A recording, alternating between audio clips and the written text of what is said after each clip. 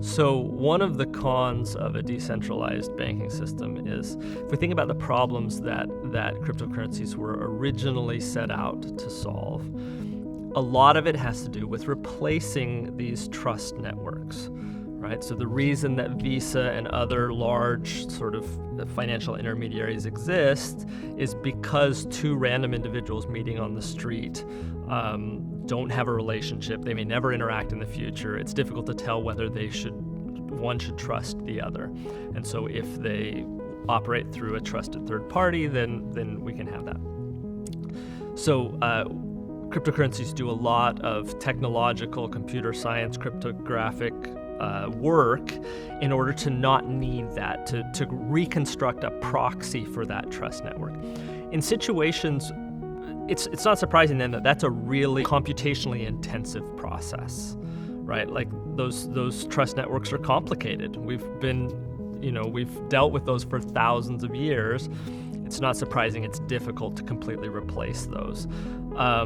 In situations where those trust networks already exist, naturally exist for other reasons, cryptocurrency may be overkill.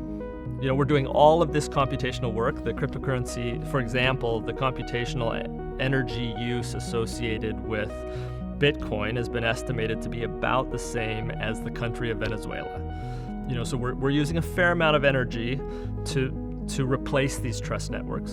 In situations where the trust networks already exist anyways, it might be inefficient to be doing all of that computation. If I know that I'm going to interact with this person regularly all the time for the next 20 years, I have reason to trust them otherwise, and I probably don't need to interact using Bitcoin. For example, if my partner and I trade off paying for rent,